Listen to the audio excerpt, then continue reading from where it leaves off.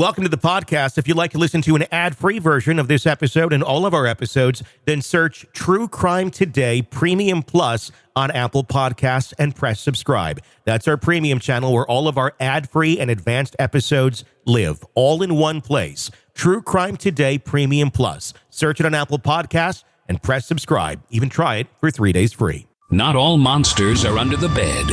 Some are sleeping next to you. Welcome to Hidden Killers with Tony Bruschi, featuring retired FBI Special Agent and Chief of the Counterintelligence Behavioral Analysis Program, Robin Dreeke. Beyond the people that were brought into the case of Richard Allen, or the lack thereof, because many of them never known, never made any sort of impact on the jury. It's going to be interesting to hear their reactions now that they're out of that position, if they're going to be kind of shocked by everything they weren't informed of. You have other pieces of evidence that never were heard. The Odinism theory, not touched upon at all. And I was saying towards the end of this trial, did we even need to go to Odinism? Because to me on the outside, it felt like the defense didn't do a very good job at all. It felt like the prosecution really pointed out all of the weaknesses. And I thought, well, Odinism really doesn't even need to be in there. It couldn't be. The judge wouldn't allow it. But I guess I was wrong. Maybe they did need the Odinism theory. Do you think the Odinism theory would have helped this case, or would it have pushed the jurors even further to the side going, that's too fantastical, if we didn't have the rest of the context? I think what could have helped is if you remove the label of Odinism and just put like a cult-like murder, or ritualistic type murder without an inflammatory or weird sounding label on it. You just say that, in other words, give it a reason, a motive for committing this murder was ritualistic, without giving it a particular label of meaning. I think that probably would have had more traction, just because it sounds better to the ear. I think if it's presented more in a pragmatic, scientific way, not science of the supernatural or Odinism, but just in a ritualistic kind of cult-like way, because there's tons of cases that there's cult-like ritual murders and things that happened. And I mean, if you look at Lori Day Belvallo, that was a wackadoo religious cult-like murder of her children that you didn't give any kind of religious label to. And if we had called that, that it was Odinism, it would have sounded a little weirder. See what I mean? Yeah. And also, with these other people that had threads, I'll call them little red threads. Richard Allen had one and they pulled on it. And these other potential people, they had these little red threads too. What they should have done is they should have done a deeper dive to see if they can pull that red thread and see if it dives deeper. And if it doesn't, because right now all these people look equal to me. Yeah. They're all kind of here on the surface. That they went an inch deep instead of a mile deep on anyone. Yeah. Anyway. That's a great analogy. No, I feel very much the same. I feel like there's others that are standing out with far more interest than Richard Allen ever was. Just take a look. Yeah. If they go nowhere, okay, good. Yeah. Well, then we have less reasonable doubt. Let's do the job first. Let's go down the line and see what we can find. The sketch is another big part of this case. None of them looked like Richard Allen. But again, the prosecution, Gull specifically, said, no, inadmissible. The jury doesn't need to see the sketches that we all put out and said, this is our man. And he doesn't look a thing like the guy. That might be some reasonable doubt there that this person that people described doesn't look at all like your suspect. They also said, this is a taller man. Any eyewitness who claims to have seen this man claims he was taller, like upper 5 feet, lower 6 feet. Richard Allen is 5'4". It's a pretty, there's a big difference between 5'4" and 5'10" or 5'11". You can kind of mix it up, I think, anywhere in like the upper 5s to lower 6s if you're just guessing how tall someone is. If you're in the lower 5s, I think most people would guess you're in the lower 5s. It's a pretty steep difference there, by like a head. You're not going to, I guess, mix that up. I guess if you've been alive for any amount of time and know the basics of our measuring systems. Guilt confirmation bias at play. Yeah. I really think that's it. And that interview really said it all to me. The transcript of his interrogation that they put out there was just they saw him as guilty, and they went right to an accusation after a few minutes of rapport and trust, where he starts disclosing, and they immediately went into accusation from the very get-go. What's interesting about all the video that they showed him, though, or that they showed the jury, there was ones of Richard not in that delusional state where he's just mumbling and going, I killed them, and then goes and eats, Leviticus. That's what he's been doing. He was eating the Bible. He was eating his own feces. He's running headfirst into a wall. And they're saying, well, see the video. He said he did it here. But where he's coming out of work from CVS and they're talking to him, totally different human being. One has not had a psychotic break. The other has, because they've been in solitary confinement for that long. That's another one that really kind of shocked me.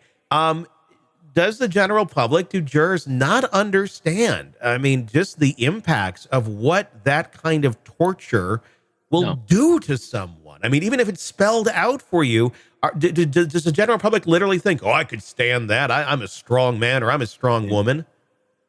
No, you can't. Yeah. So, and I mentioned it in your other show too. I'm reading another one too. I'm reading I can't remember. So it's about Raoul Amundsen. This is the greatest adventurer and greatest explorer of the last couple hundred years. This guy is actually the first one to reach the South Pole. And I mentioned, the voyage of the Jelka. I can't remember saying it. It's a Belgian ship that got trapped in the ice pack down there in Antarctica.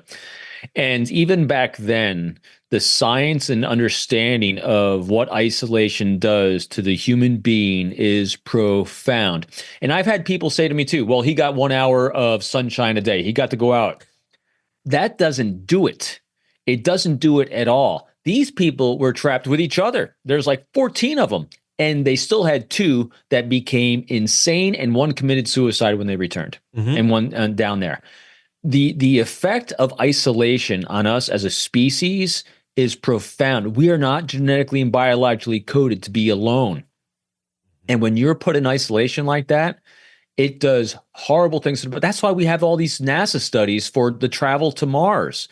And even before we went to the moon, because it's not about, yes, it's about the distance, about the radiation, all these things. It's about the human isolation and what it does to us. Yeah. And you have to pick very specific people that can actually handle that. And not many can, if any. And so when you take someone like Richard Allen, who may be right on the precipice because he's self-described as having some psychological issues, he says he's suicidal, where he can function completely fine if all things remain equal. But then when you just teeter him over that edge, like you would anyone in that isolation, all the behaviors, and the psychiatrist or psychologist, I can't remember which was, that the defense brought on that talks about the effects of isolation on the brain. They did a great job there. I don't know why they didn't harp on that more, because it has a severe, profound effect on us and our physiology. Just read any history book, read any explorer book where someone's exploring anywhere in the Arctic, in the North Pole or South Pole from around the 17 to 1800 time frame. You will see exactly what I'm talking about. And this is just not, it's just us as a species. Yeah. It's just how we work. It is what it is. I want these families to, have closure. Yeah. I know that's a cliche thing to say. Yes. When you lose your kid, you're never truly going to have closure. But have something that brings some sort of end to this chapter. Just a bookend. The families being satisfied in some way, shape, or form as much as you can after losing your child. I don't know if they are or not. I'm not trying to speak for them. I know, from the perspective I have, if I was a parent of this one of these kids, I don't think I'd be very happy. I would feel like, well, yeah, we named somebody, but I don't think I'd feel very confident about this. Do you think the families are satisfied? I suppose it's easier to want to fit the square peg in the round hole, and maybe they did it here. But I think deep down, you probably know, was this the right peg for the hole? I don't know. I was on, I had a tail end of listening to someone actually who's friends with the family on another show. And they're there's a lot of emotion that's going on with everyone on both sides, both the Allen family and the victims' families. And it's one of those things I would never, I don't know the answer to that. I don't presume the answer to that. The challenge I would think that they're going to have is the fact that there's going to be an appeal. And so the appeal process to me would not allow them to move forward. So I don't know what they need. It's one of those things you just don't know what the families need. Like with all these other cases, I just want them to be satisfied. Yeah. I want justice and I want satisfaction for the victims. And my gut is, I don't think we're there yet on this. Yeah.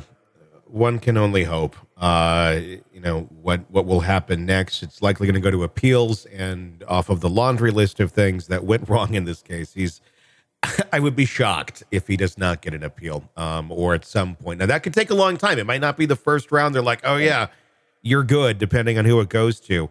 But, if Scott Peterson, if the Menendez brothers can get a second look at their case, this thing is screaming with inconsistencies that need a second look.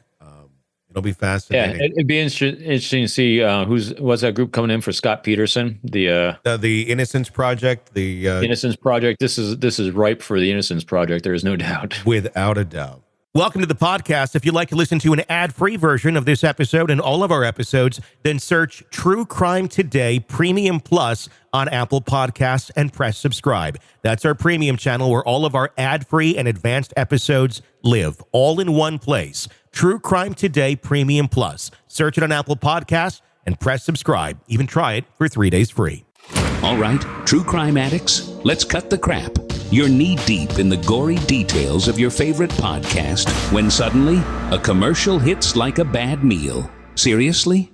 You deserve better. Upgrade to True Crime Today Premium Plus on Apple Podcasts, where you can binge without those annoying ads. Plus, get extended interviews that go deeper into the darkness and early access to episodes so you can be the first to know. It's like trading up from fast food to fine dining, but with more blood. So, go ahead.